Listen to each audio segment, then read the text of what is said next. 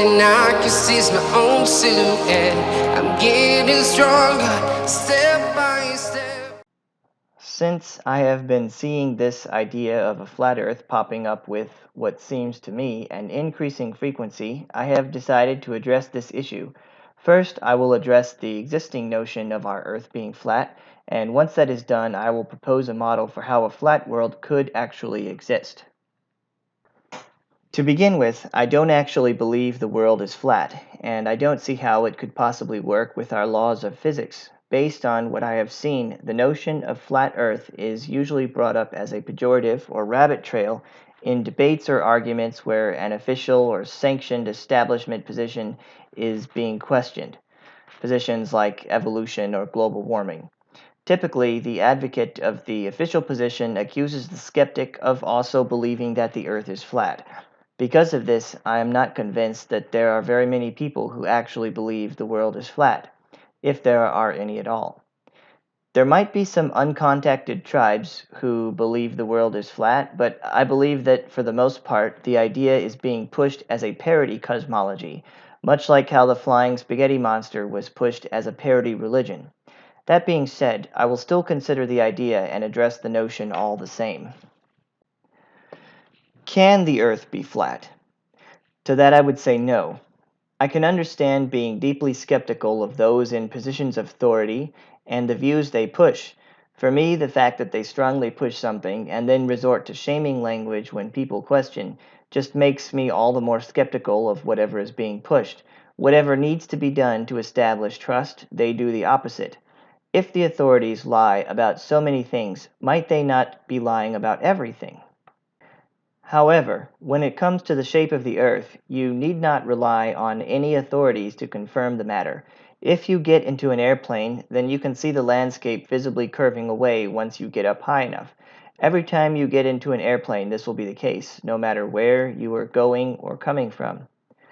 Another thing you can do is look directly up at the sky. You may notice that the sky appears to have a bowl shape like a dome, and you always appear to be in the center of it. Generally, the sky is darkest directly above you, and it gets lighter toward the horizon.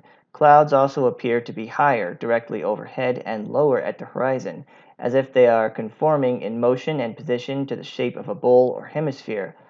This point in the sky, which is always directly overhead of you regardless of where you go, is called the zenith. I have been to the north, south, east, west, and center of the United States.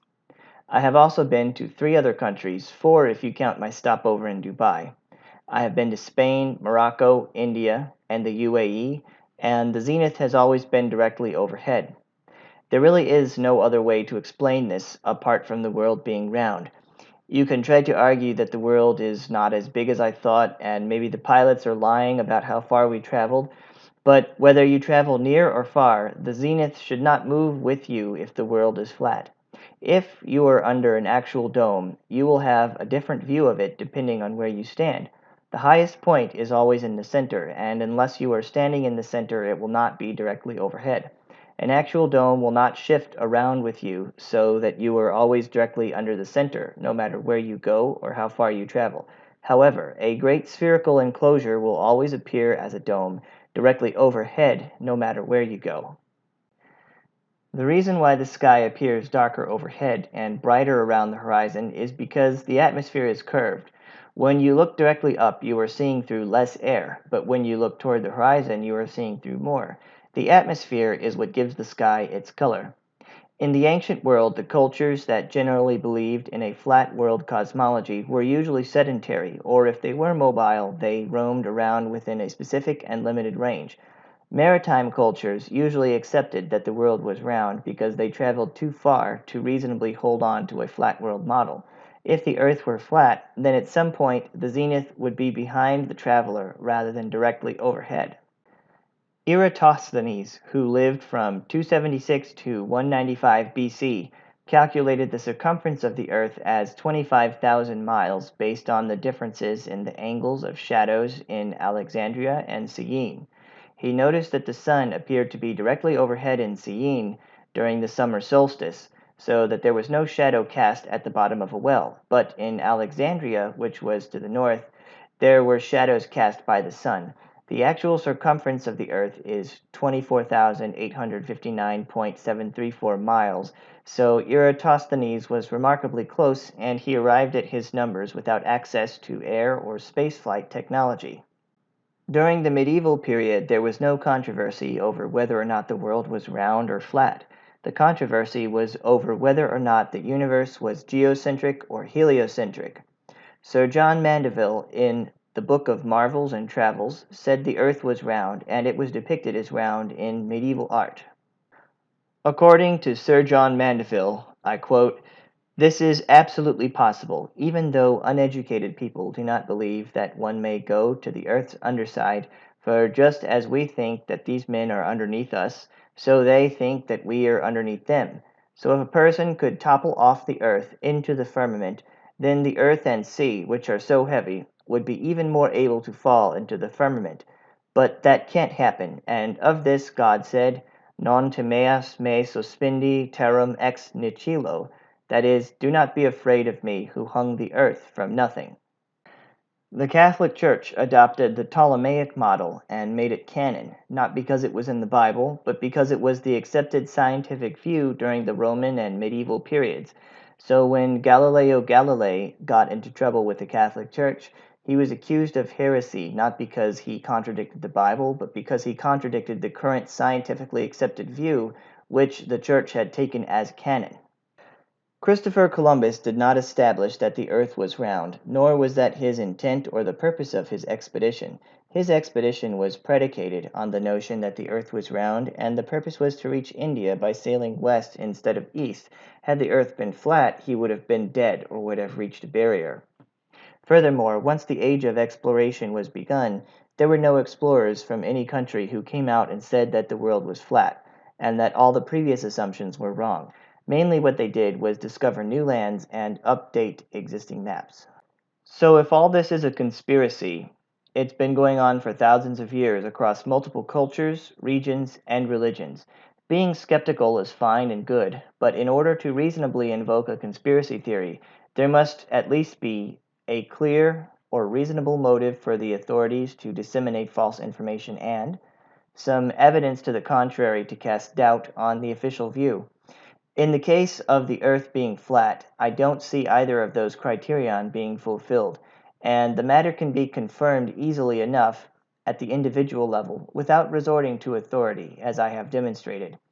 I don't think there's any conspiracy to hide the shape of the Earth, or anything to be gained from doing so.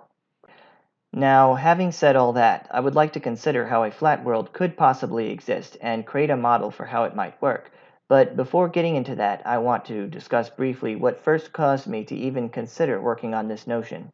I must confess that I do not find any of the current movements pushing the flat earth, nor any of their models and ideas to be at all interesting or inspirational.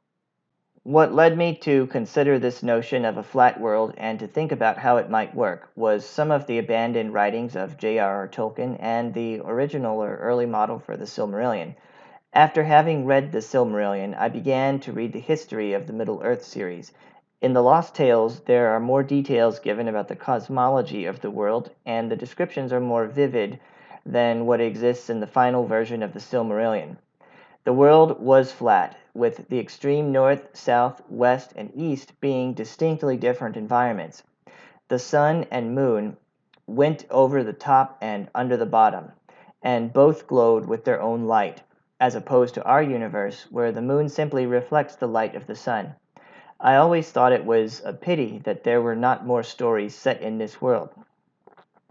The final straw which caused me to develop my own flat world concept was a passage from The Lost Road, which was actually a story about time travel which Tolkien started to write but never finished.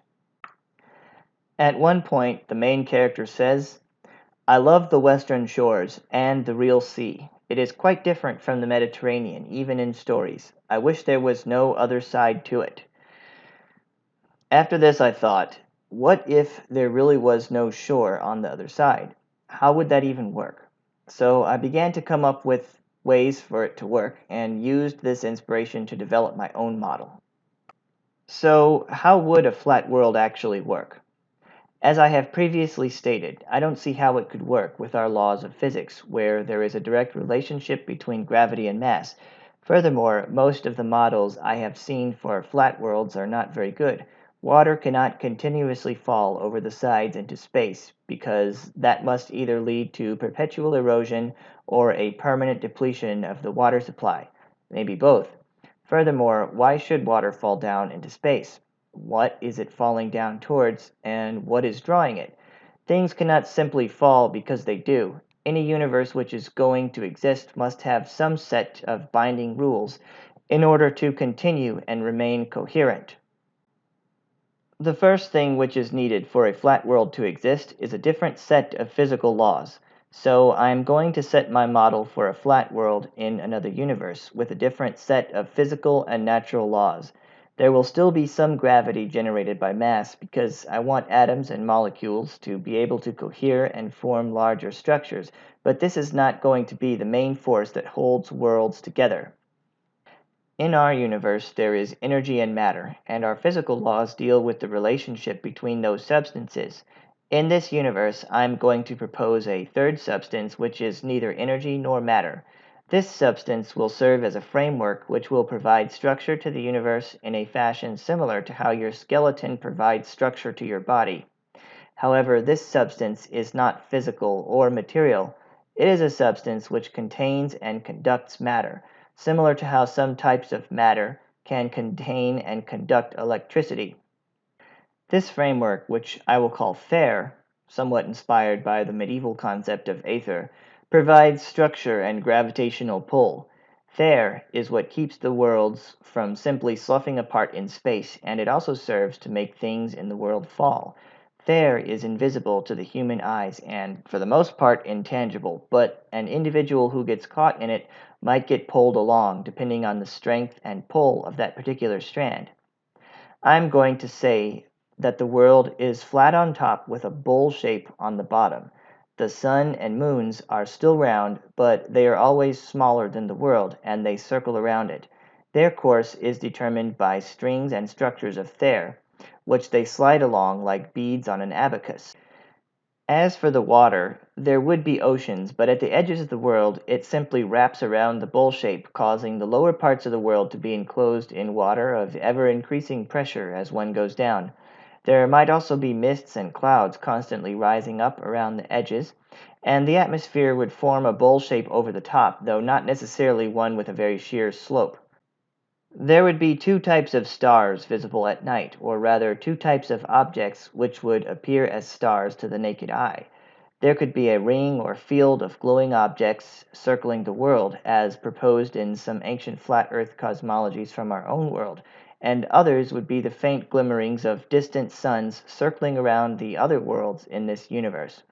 So that is my model for how a flat world could potentially exist, and to be sure, if there are other universes, I would expect the laws of physics to be at least somewhat different, though that does not necessarily have to be the case.